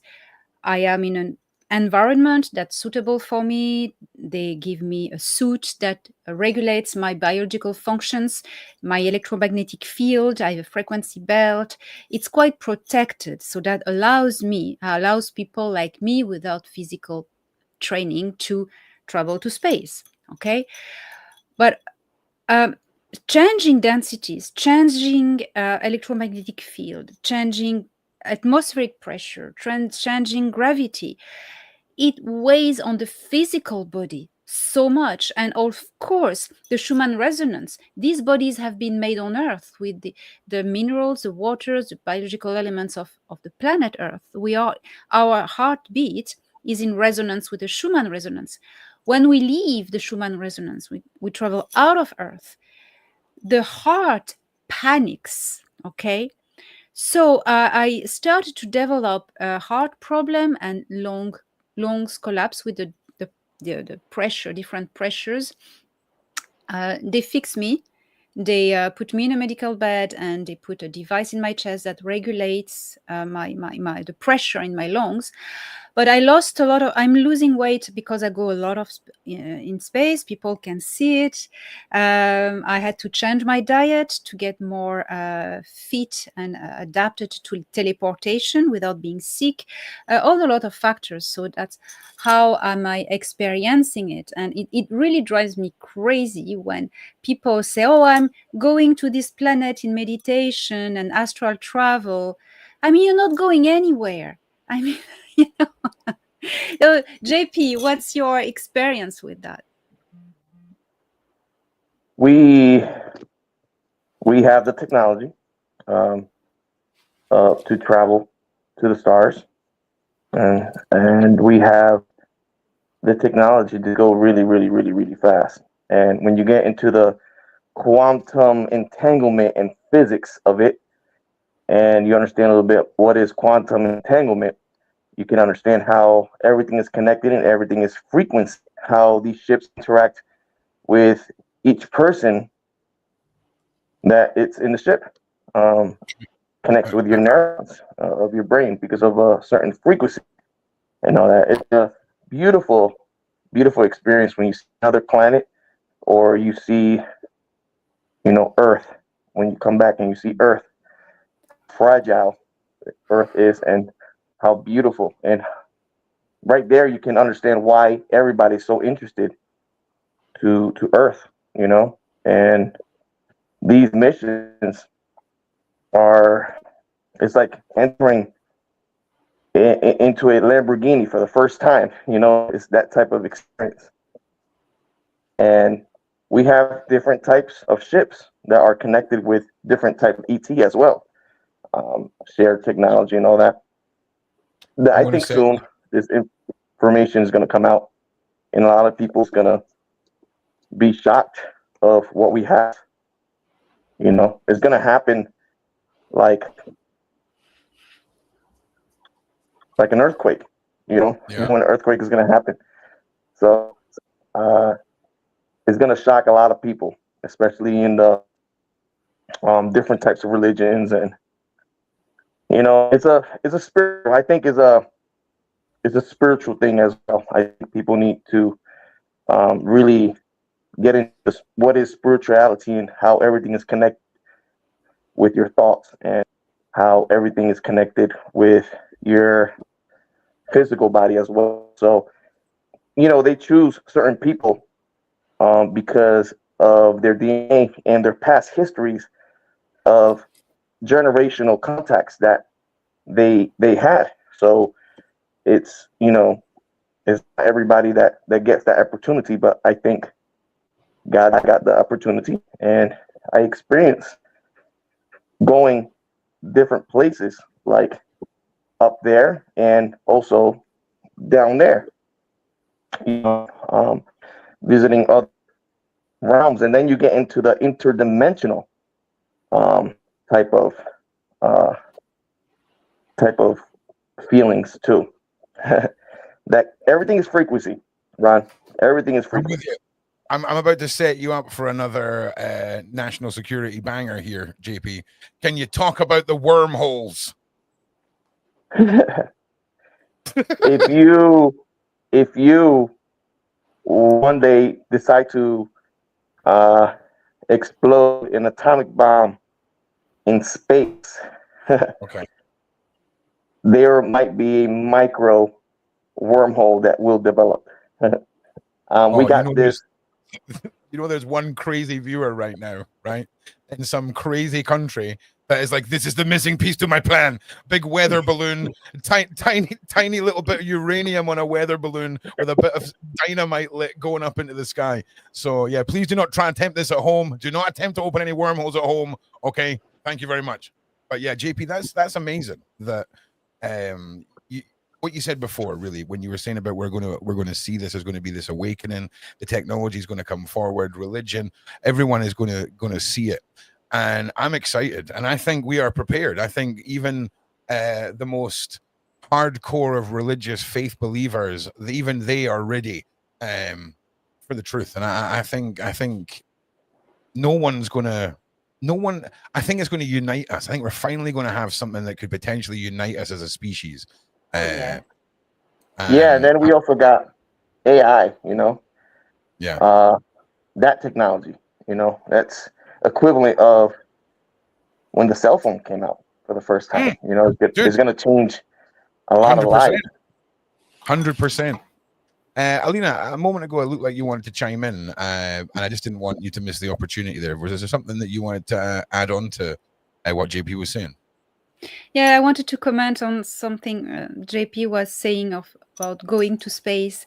As Dani mentioned, we both went to Ganymede, but we didn't know each other at the time. And what we were doing at the time is I was telling my adventures to Dr. Michael Sala, and JP was doing the same. And Michael Sala was keeping the testimonies, and we didn't know each other, you know. And Michael Sala was the witness that we were experiencing the same things in same locations. But I never heard about JP before until one day there was this first interview that came on YouTube on Michael Sala's channel, where JP described his trip to Ganymede. And I was like, wow. But the thing is, you know, when I say to people, oh, I've been to Ganymede, or I've been to Jupiter, yeah, great. Oh, wow. Yeah, great. Well, I went there in astral travel. No. But when JP started describing, and I heard his voice, and I heard the frequency of the true experience he had in his voice, passing by Jupiter, JP, you remember, passing by Jupiter. And I broke in tears because, I was one person who felt it as I felt it, approaching the presence, the soul of Jupiter, the magnetic storm, the power that it's roaring, and you can be in a ship protected by torsion field or whatever. It goes through you, and it's like a male power that just washes everything away. And when you describe it as I experienced it, I cried because we could understand each other. And you know, that's what awaits for humanity. One day everyone will be able to pass near Jupiter or go on Jupiter. You know, it's once humanity experiences this, and even standing in the orbit of Earth and seeing how beautiful she is, and silent and calm, it changes you forever, and you have a sense of unity, not only with all the other humans, but with the entire universe and all the races of creation. Isn't it? Yeah, you got a connection with different times too, different times and different lives as well, Elena. It was, I think when Doc started telling me about you, I got shocked too, because you were having the similar experiences. And yeah, when you enter the vicinity of Jupiter, you feel the vibration of Jupiter, and then the moons emit another frequency, and then you have a security system up there that when you approach, they approach you, and they communicate with light and frequency, and they know if you're good or not, you know. And you enter, you know, the realm of Jupiter, but it's also Saturn too. Saturn is a beautiful experience as well. Like visiting a Caribbean island for the first time. It's wow. It's a feeling that you can't describe, Ron. It's a feeling. You know, looking at these astronauts that just went to the atmosphere and came back, you know, it's like you feel that there is a higher being involved. There's somebody that created all this, you know, and you're part of it, because we're all as one. And that's why I really want to share that we're all as one, and that we all have to share the love frequency in order to have these types of experiences. Right? Dude, honestly, the validation and the clarification for so much has happened tonight. Now, listen, sadly, we've only got like 5 minutes left. Hang on a sec. I don't care who this is. You're going to need to wait. Yeah, everyone's going to have to wait.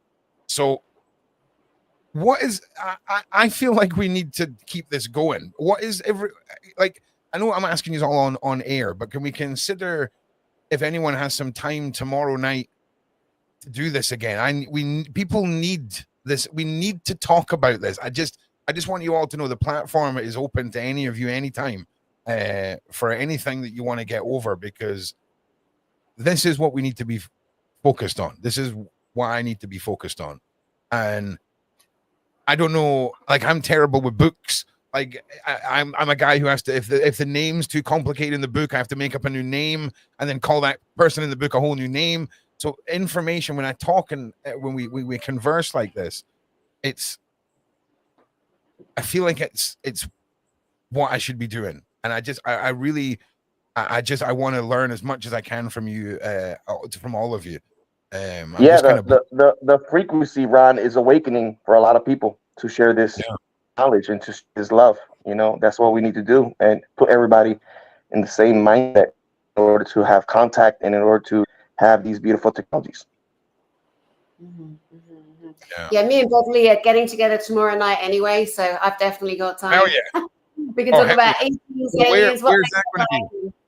Where's that going to be, Dani? Is that on your channel? We were recording at 6 o'clock UK time tomorrow, but you know. Okay. But I'll talk to JP and Elena and see what their timing is. Yeah. So it's available tomorrow. Maybe Tony can join us then too. Tony Rodrigues. He's also fascinating. Yeah, and I tell you something else. It would be great to even just do. We'll see what the side chat and the community thinks. But should we have sessions where we're dialed in on something, and I don't even know. It's such a vast topic. I don't even know what I'm trying to ask about. But I feel like this is the start of something, and I need to keep this snowball going, because well, that's why I do my conferences, Ron. At the bottom of the screen, Galactic Spiritual Informers, uncensored. We disclose everything. We don't hold back. You know, the next one's May 10th and 11th. There'll be another space fleet that flies over, and then also in America, Charlotte, North Carolina in September. So that's why we do that. I'm with you. I'm with you. Sadly, I'm not capable of waiting that long. Okay, there's a battle commencing. There is a war between the light and the dark, and we ain't got time, right? So I can't wait for next year. Trust me, I can't wait for next year. But there's something that something's going to fall into place over the next few months with me that has come from this community that is going to set me off on another path. And I just need to get there. And I feel like this is the vehicle for that journey. As much as that sounds crazy, right? I'm just saying that's where I'm being drawn to. So I would love for you to all to just please, anytime you want to come back, the platform is open to you, and anything you've got up and coming you want to promote, you just want to come on and promote stuff, 100%, because this is the one, this is the path, this is the community, this is the direction that we need to be going as a community, as a channel, whatever. As far as I am concerned, this is 2025. My streams are going to be this. It has to be. What is more important than this? Anyone? Okay. I spent 7 years in the dark net, tracking down organizations that were human transporting and doing horrible things to kids and profiting from it, shutting down their networks, destroying their infrastructures, putting some of them in jail, all of this stuff. And there's always been this drive and fight in me. And now we're still fighting that fight, obviously, but there is a bigger picture here, and I'm just waiting for it to dial into focus. I'm just ranting tonight. I'm so sorry, lady. I'm so sorry. It'll be so good, Ron, for everyone out there to get the actual truth and the actual history, the real history. Because there's people out there, there's one guy out there who's claiming that the Anunnaki, the Enki and Enlil faction, that they come from the Pleiades. No, they bloody don't. You know, there's Elena Danaan is one of the best people in the world for the actual galactic history, copious amounts of books and work that scholars around the world, they follow her. Aerospace technology companies, NASA, they watch Elena They get information from her because they don't know what's going on. You know, fact. Do you know, I need to apologize again. It's we are. Oh no, Sean's there. Sean's in the backstage. Sean, can you just make? Can you hear me? Just wave to me if you can hear me. Yeah, you can hear me. I'm still on the other live. Okay, so I'm going to drop back out of here. You've got this one, right? Thank God. Okay, yeah. So apologies. We've got another live starting at 9 o'clock, which my brain had just completely deleted from my memory. And I just want to say to everybody, especially to those who have never been on the panel before, I can't thank you enough. Beverly, for making all this happen over the last few weeks.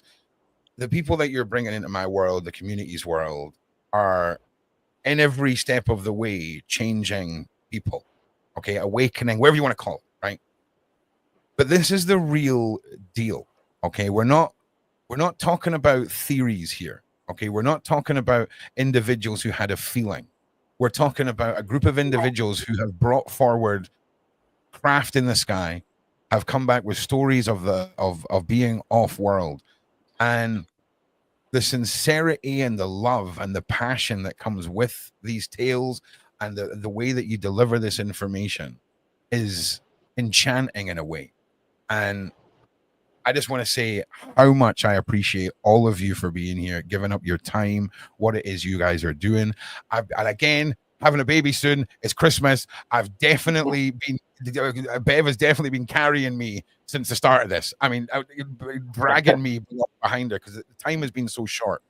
But come next year, I truly, truly hope that collectively and independently, we take everyone that hears this message forward in their own journeys. And thank you to everyone that's come on to Awaken with Beverly Rhodes. I'm sure we're going to do it all again. And if we don't see you before the Christmas period, if you're celebrating, have a lovely, lovely Christmas time. Yeah. You can wait for the spin-off series called Nerding Out with Ron Swanson. That'll come after Awaken with Beverly Rhodes, where we just freak out about the information that's been delivered. But Elena, Dani, JP, please, honestly, you all need to come back. We need to hear more. We need to hear more. We need to continue on this journey. And thank you so much for being here. Thank you so much. But when the show ends, which I'm just give me a second because I don't want to screw up my job. I need to ask a couple of offline questions that will just take a second. So can I just ask you just to not leave and just stick around for 1 second? I just need to check if the boss is not live yet. Because again, apologies everybody. No, Sean is still not live yet. All right, that is fine. So Beverly, can you just lead the panel just for 2 minutes and I will come back. Please everyone just stay here. But if you can just direct some questions or just give me 2 minutes and I will return. And apologies, Beverly. Okay, that's fine. I guess there's things that the man has to do. That's the way it goes. And also, I also want to say thank you. Is there anything else that you would like to share? You've been so generous with your time and generous with your information. And I know that there's a couple of questions in the chat as well, where people are talking about, you know, is there any ideas around the portals that are opening? Has anyone got any comments about that? And also, more importantly, looking at any of the bigger sightings that have happened. Do we know for sure whether there's any of the off-world presences that have appeared in other areas across the world recently that we're able to share? Like, I know there's one in South Africa. I know there was a couple in Bali. There was others as well that happened in smaller countries, like in I know there was one in Denmark that appeared and then disappeared rather quickly. So we can have a look at some of those, and if you can comment on those, that would be great. The Intergalactic Confederation. Oh, sorry, no, JP, you want to talk? You go, Elena. The Intergalactic Confederation and the Galactic Federation of Worlds are cooperating with the Earth Alliance on the plan of disclosure, and more and more ships are being shown in your skies. Since this plan of showing, this operation of displaying the ships has started in 2022, and people just need to look up, and you can see more and more orbs, spacecraft, Yeah. And this is in the purpose of disclosing to the humans of Earth the existence of civilized extraterrestrial cultures. And that's the first step that we lead one day to a first civilian contact globally. So if you look in the sky from wherever you stand in the world, you see them. Yes. Thank you, Elena. And JP, you were going to comment. As she said, is a mixture of Earth technology and also the federations. So it's a mixture. So you have to have that frequency in order to have that contact. I want people to know that. If you see something, try to communicate with it with your mind, or send that love. And then if it's approaching, just interact with it. You know, there's a lot of people are going to have these experiences, and they're going to talk about it. And it's going to be an amazing feeling. It's going to be a life-changing feeling for a lot of people. And I can't wait for that to happen. And it's happening. A lot of people are catching these in their phones, or catching them. They're making videos. They're interacting with them. And, you know, some sound frightened, but I just want people to know to not be frightened. Just be with that love frequency, and you'll see what happens. Yeah, Very 100%. true. Very Now, true. Thank you, JP. If I was to arrange a show, would you collectively want to talk about Nibiru? We've had a lot of people asking about Nibiru, and I think a lot of that ties in with. Okay, Dani. Wait till they find out what that is. Oh my God, people are going to go, what? No. Okay. Yeah. Right, I can talk about the Nibiru. Okay. Let's. I tell you what. Give us a teaser, Elena. Right? Give us a teaser, because I'll be honest with you. I feel like it's almost insulting to the side chat when you're given a question and you don't have at least 90 minutes for your answer. And I imagine the Nibiru is not a planet; it is a spaceship, a mothership that is spherical, that has arrived in our star system in September 2021, and that is now currently in the orbit of Jupiter. And I am very close to Prince Ea, and I visit the Nibiru physically regularly, so I can talk about the Nibiru. I mean, or not. Maybe you can just sum it up like that and just knock it out the park, Elena. I mean, that's wild. Put a 1 in the side chat if you thought that answer was coming, and put a 2 in the side chat if your mind is equally as blown as mine. So, I don't even know what this is. It? I don't even know what the follow-up question is for that. Honestly, I apologize. I will become more professional as my mind gets blown. I will become more. You can ask next time about the space arcs. Talk about space arcs. We'll talk just about the space arcs in our would you oceans. like to talk about space arcs? Brilliant idea. Let's go. The space arcs and the different types of civilizations that live in our ocean and inner Earth that interact with us. I'll share that with you.